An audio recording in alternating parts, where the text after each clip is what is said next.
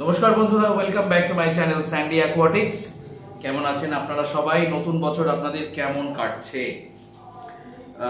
বলছি আমি extremely sorry, অনেকদিন বাদে বাদে ভিডিও দিচ্ছি। আমার কিছু পুরনো সাবস্ক্রাইবার আছেন, আমার সঙ্গে যোগাযোগ করাই বন্ধ করে দিয়েছে রাগ করে। সুমন্ত্র তার মধ্যে একজন, তারপরে মুখার্জি বাবু একজন, এরা সব যোগাযোগই বন্ধ করে দিল আমার সঙ্গে। যাই হোক, আবার ফিরে এলাম আপনাদের মাঝখানে। প্রচুর ব্যস্ততা থাকে তো, আর এই শীতের সিজনে অফিসে অনেক লোক ঘুরতে যাচ্ছে, কিন্তু আমাকে তাদের জায়গায় বসিয়ে যাচ্ছে আর কি, এরকম একটা ব্যাপার সিচুয়েশন তৈরি হয়েছে। সো যাই হোক, অফিসের দায়িত্বটাকে আমি কোনো রকম কোনো অজুহাত দিতে চাই না। আর আরেকটা ব্যাপার হচ্ছে, একটা খারাপ ঘটনা ঘটে গেল বছরের শুরুতেই। আমার অত্যন্ত প্রিয় একজন শ্রদ্ধেয় মানুষ চলে গেলেন, আমার পিতৃতুল্য একজন মানুষ চলে গেলেন আমাদের ছেড়ে। তার কথা আজকে বলছি ভিডিও শুরুতেই। তার কারণ হচ্ছে, যখন এক সময় আমার বাবা মা পরপর দুজন এক বছরের নোটিসে চলে যান, তখন ওই মানুষটা আমার মুখে অন্ন তুলে দিয়েছিলেন, আমাকে দেখাশোনা করেছিলেন, আমার যত্ন করেছিলেন। সো তার আত্মার শান্তি কামনা করি। কিন্তু জীবন চলতে থাকবে, জীবনে থেমে থাকলে হবে না, আমাদের প্রত্যেকের বেঁচে থাকতে হবে এবং আমাদের সমস্ত কাজকর্মগুলো করতে হবে একসঙ্গে। So friends, back to the topic. সব থেকে বড় কথা হচ্ছে, আজকে একটা অদ্ভুত টপিক নিয়ে আপনাদের কাছে এসেছি, এবং এই টপিকটা নিয়ে এলাম তার বিশেষ কারণ হচ্ছে, আমি নিজেকে দিয়ে যাচাই করে দেখলাম যে এই বাচ্চাগুলোকে আমি ঠিক সময় দিতে পারছি না। তাই অনেক রিসার্চ করে, কিছু বইপত্র, কিছু ব্লগস পড়ে একটা জিনিস আমি বার করলাম যে এক ধরনের পার্টিকুলার এক ধরনের অ্যাকুয়ারিয়াম আছে, এক ধরনের জলের অ্যাকুয়ারিয়াম আছে, যে অ্যাকুয়ারিয়ামটা আমার মনে হয় মেনটেন করা আমাদের সমস্ত হবিস্ট, আমি নিজেকে এখন আর অ্যাকুয়ারিস্ট বলি না, কারণ অ্যাকুয়ারিয়াম সম্পর্কে শেখার আমার অনেক কিছু বাকি আছে। সেই জিনিসগুলো শেখার এখনো বাকি আছে, যে জিনিসগুলো শিখলে পরে নিজেকে বলতে পারবো যে আমি একজন অ্যাকুয়ারিস্ট, বাট আমি একজন হবিস্ট। সো আমরা প্রত্যেকে যারা হবিস্ট আছি, যাদের এই হবিটা আছে, তারা প্রত্যেকে যদি সেই ধরনের অ্যাকুয়ারিয়াম তৈরি করে, তাদের মেইনটেনেন্সের জ্বালা যন্ত্রণাটা খুব কমে যাবে। সো বন্ধুরা, একটা অদ্ভুত টপিকের ব্যাপারে আজ আলোচনা করব। যে এই আলোচনাটা আমি করব তার কারণ আমি আমাকে দিয়ে উদাহরণ দিয়ে বুঝতে পারি যে আমি এই বাচ্চাগুলোকে সময় দিতে পারি না ঠিক। সময় দিতে না পারার জন্য অনেক রকম অনেক কাজের ব্যস্ততা থাকে, অনেক কিছু থাকে, বাড়ি ফিরতে ফিরতে অনেক রাত হয়ে যায়, রাস্তায় জ্যাম প্রচুর।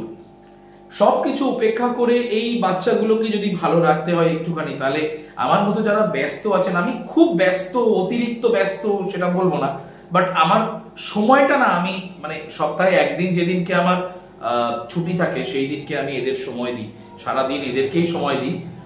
সো বাট এরা মনে হয় আমাকে যে ধরনের এন্টারটেইন করে, আমাকে এরা যা দেয়, এদের দিকে তাকালে আমি যে জিনিসটা ফিল করি, তাতে এরা আমার থেকে অনেক বেশি ডিজার্ভ করে।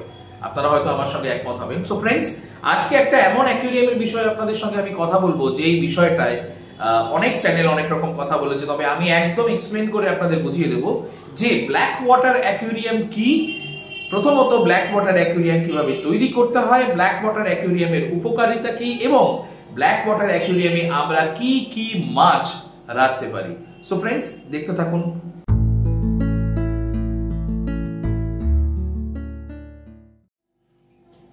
বন্ধুরা, আমার সিটিং পশ্চারটা একটু চেঞ্জ করলাম। আপনারা এতক্ষণ বুঝে গেছেন যে কি ব্যাপারে আজকে কথা বলবো। এটা হচ্ছে আমার সেই ব্ল্যাক ওয়াটার অ্যাকুয়ারিয়াম। প্রথমত আমি বলে রাখি যে ব্ল্যাক ওয়াটার অ্যাকুয়ারিয়াম কি। ব্ল্যাক ওয়াটার মানে কি? কালো জল।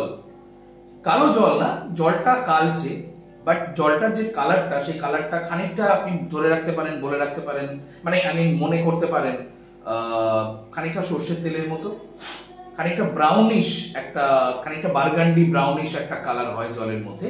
এবং এই কালারটা কেন হয়, কিভাবে এটা আমরা করতে পারি? প্রথম কথা হচ্ছে, এই কালারটা করা ভীষণ ইজি, ভীষণ সহজ।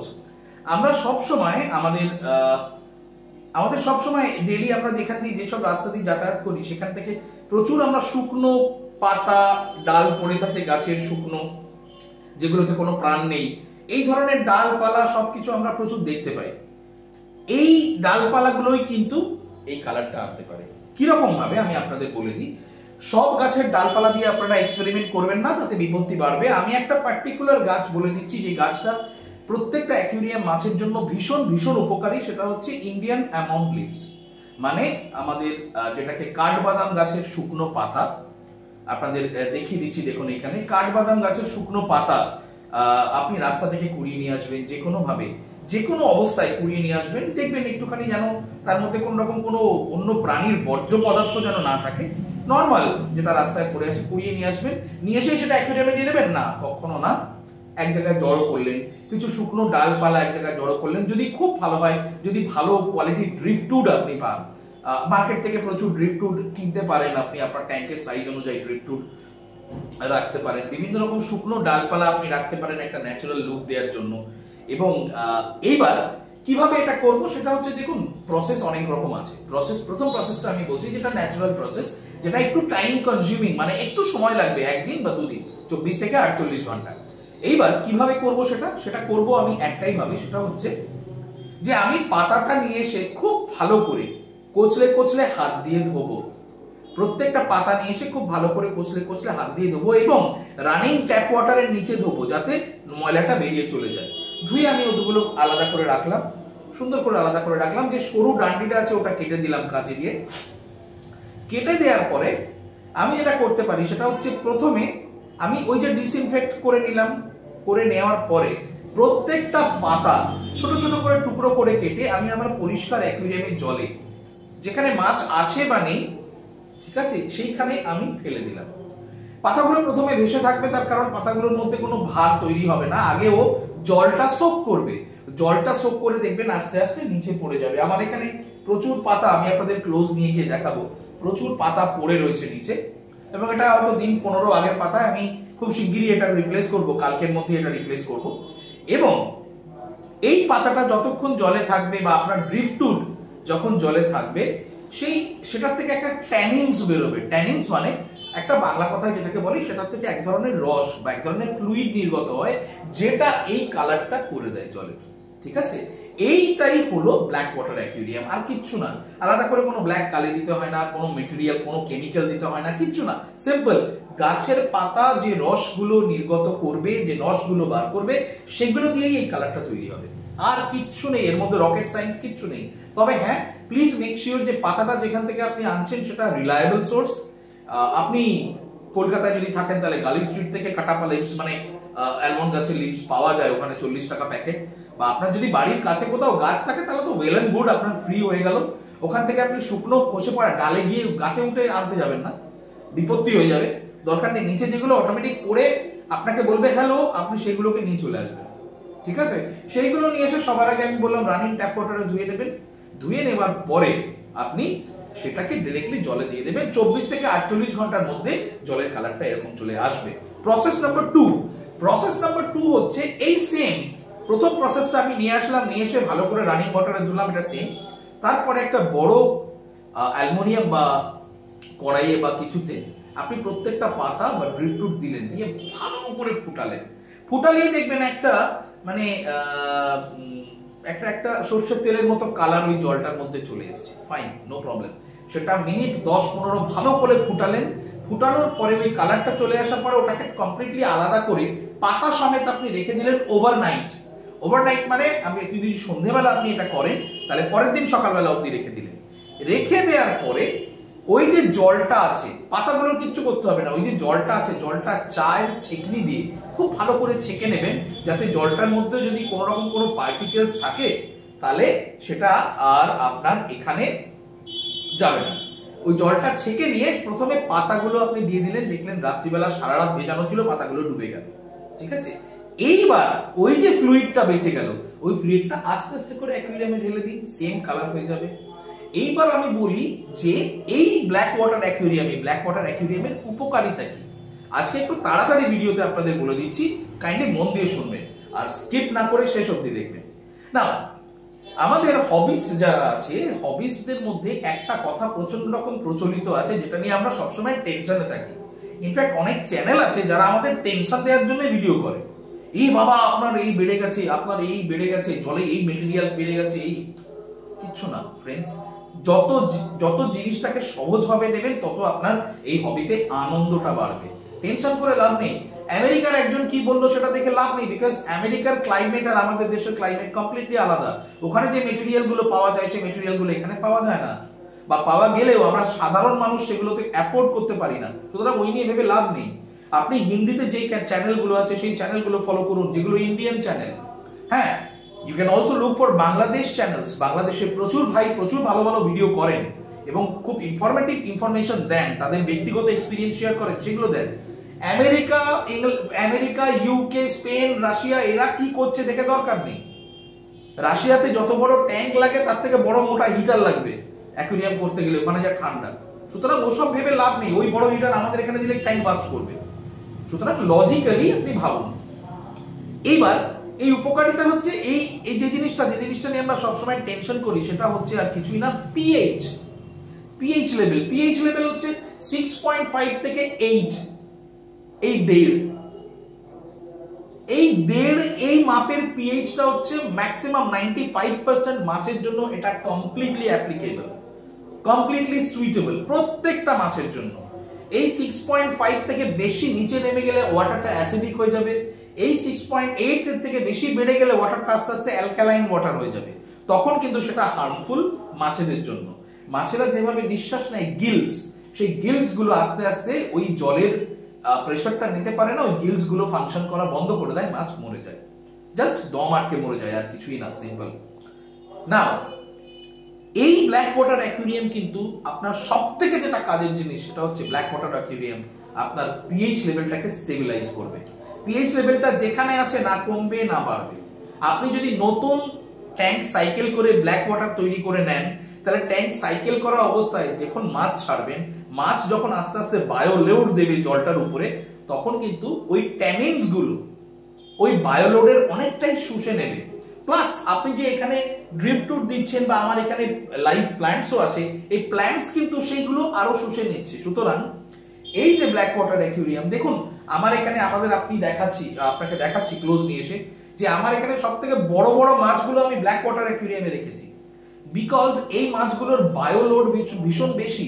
হ্যাঁ, অ্যাঞ্জেলের বায়োলোড ভীষণ কম, গোরামিজ আছে, আপনি এখানে দেখতে পারেন বুইডো টেট্রা আছে, একটা মাছ পড়ে রয়েছে আমার, জেব্রা ড্যানিও একটা আছে। এরা সবাই মিলেমিশে থাকে, মারপিট খুব একটা বেশি করে না, বাট এদের বায়োলোড খুব বেশি, ছোট জায়গায় অনেকগুলো মাছ। দ্যাটস ওয়াই এখানেই আমি ব্ল্যাক ওয়াটার অ্যাকুয়ারিয়ামটা করেছি এবং দে আর ভেরি হ্যাপি। ওদের মুভমেন্ট অনেক বেড়ে গেছে, ওদের আমি দেখতে পাচ্ছি যে ওদের খাওয়া দাওয়ার যে চাহিদাটা ছিল সেটা অনেক বেড়ে গেছে, এবং ওরা, আমার মনে হচ্ছে ওদের অ্যাক্টিভিটি দেখে যে ওরা ভালো আছে। সো এটা একটা ভীষণ ভ্যালিড পয়েন্ট ব্ল্যাক ওয়াটার অ্যাকুয়ারিয়ামে, যে আপনারা পিএইচ লেভেলটা স্টেবিলাইজ করতে পারবেন। Now next point is the last point, which is এই ব্ল্যাক ওয়াটার অ্যাকুয়ারিয়ামে কি কি মাছ আপনি রাখতে পারেন। আমরা সাধারণত যে মাছগুলো বাড়িতে রাখি, গোল্ড ফিশকে বাদ দিন, গোল্ড ফিশ এক জায়গায় চলে গেল, গোল্ড ফিশ লাগবে না, গোল্ড ফিশ ছেড়ে দিন, ওরা ব্ল্যাক ওয়াটার অ্যাকুয়ারিয়ামের জন্য নয়। বাদ বাকি যে মাছগুলো আমরা বাড়িতে রাখি, betta fish, angel, gourami, neon tetra, cardinal tetra, guppies, তারপরে to some extent red cherry shrimp, প্রত্যেক কটা মাছ যেগুলো প্রচন্ড ফেমাস মাছ, যেগুলো আমরা রেখে অভ্যস্ত, লোচেস, আপনি কোরি ক্যাটফিশ, প্রত্যেকে ব্ল্যাক ওয়াটার অ্যাকুয়ারিয়াম প্রচন্ড পছন্দ করে। ব্ল্যাক ওয়াটার অ্যাকুয়ারিয়াম ওদের জন্য প্রচন্ড কমফোর্টেবল, বিকজ ওরা মনে করে ওরা সেই নদীতেই আছে যে নদীতে ওরা জন্মেছিল, ওরা সেই স্ট্রিমের মধ্যেই আছে যেখানে ওদের অরিজিন, ওদের হ্যাবিট্যাট। আমি 10-15 দিন একটা এমন জায়গায় চলে গেলাম, একটা বিদেশে চলে গেলাম, বিদেশে গিয়ে খুব ভালো লাগলো আমার। দিন 10, 12, 15, 16, 17, 18 দিনের মাথায় কিন্তু একবার আমার এই ঘরটার কথা মনে পড়বে, আর মনে পড়বে যে আমি আপনাদের সঙ্গে টেলিফোনে, আমি আপনাদের সঙ্গে ভিডিওর মাধ্যমে কতদিন কথা বলিনি, আমার একটু নস্টালজিক লাগবে। সো আমি যেদিন ফিরে আসব সেই দিন কিন্তু আমার শরীর, আমার মন অনেক বেশি কমফোর্টেবল ফিল করবে, because I am at my own home, আমি আমার নিজের বাড়িতে আছি। সো এই অ্যাট হোম ফিল করানোর জন্য আমার নিয়ন টেট্রা গুলো, প্লাস আমার এই অ্যাঞ্জেলস গুলো আর গোরামি যেটা আছে, এদেরকে অ্যাট হোম ফিল করানোর জন্য black water aquarium is fantastic. Plus আপনি কিছু শুকনো পাতা আরো ছড়িয়ে দিতে পারেন, যেগুলো ভিজে গেলে নিচে পড়ে থাকবে ন্যাচারাল লুকের জন্য। আপনি ড্রিপটুট দিতে পারেন, নর্মাল ডালপালা একটুখানি ছড়িয়ে দিলেন, দুটো পাথর দিয়ে দিলেন, মানে ওটা একদম ন্যাচারাল, ওদের জন্য একটা ন্যাচারাল হ্যাবিটেট তৈরি হবে। ওরা তো আর এটা বুঝতে পারবে না যে অ্যাকুয়ারিয়ামের মাপ কত, বাট ওরা যেখানেই ঘুরবে সেখানেই মনে করবে যে না, দিস ইজ আ প্লেস যেখানে আমি আমার অরিজিনটাকে রাখতে পারি। সো বন্ধুরা, কেমন লাগলো আজকের ভিডিও? আপনারা প্রত্যেকেই এই এক্সপেরিমেন্টটা করবেন যে ব্ল্যাক ওয়াটার অ্যাকুয়ারিয়াম আমরা বানাবো, আপনাদের মেইনটেনেন্স অনেকটা কম হয়ে যাবে। লাস্টে একটা কথা বলে রাখি, ব্ল্যাক ওয়াটার অ্যাকুয়ারিয়াম যদি করেন, সেখানে যদি খুব ন্যূনতম সংখ্যার কিছু মাছ থাকে, তাহলে একটা জিনিস মনে রাখবেন, 10 থেকে 12 দিন বাদে বাদে 50% জল চেঞ্জ করে, পাতাগুলো যদি আপনি একটু চেঞ্জ করে দেন, তাহলে ওই মাসে 3 বার আপনার জল পাল্টাতে হবে, আর কিচ্ছু লাগবে না, আর কোনো কিছু লাগবে না। আর অতি অবশ্যই, যেটা আমি আমার প্রত্যেক ভিডিওতে বলি, মাছকে খুব মেপে খেতে দেবেন। আমি এখন ঠিক করেছি, এখন শীতকাল, ওদের এমনিতেই মেটাবলিজম রেট কমে যায়। আমার যদিও হিটার চলে প্রত্যেকটা অ্যাকুয়ারিয়ামে, তবুও মেটাবলিজম রেট যেহেতু ওদের কমে যায় এই শীতকালে, এই পারিপার্শ্বিক ওয়েদারের জন্য, সেহেতু আমি দিনে একবার খেতে দিই। সুতরাং আমার মাছগুলো বলতে নেই, টাচউড, আপনাদের সবার আশীর্বাদে ঠিকঠাকই আছে, ভালোই আছে। সো বন্ধুরা, আজকের টপিকটা কেমন লাগলো আপনারা জানাবেন। আমি এবার আজকের মতো বিদায় নেব, এবং খুব শিগগিরই আবার নতুন একটা ভিডিও, নতুন একটা টপিক নিয়ে আপনাদের সামনে চলে আসবো। সো আজকের মতো চলি, নমস্কার।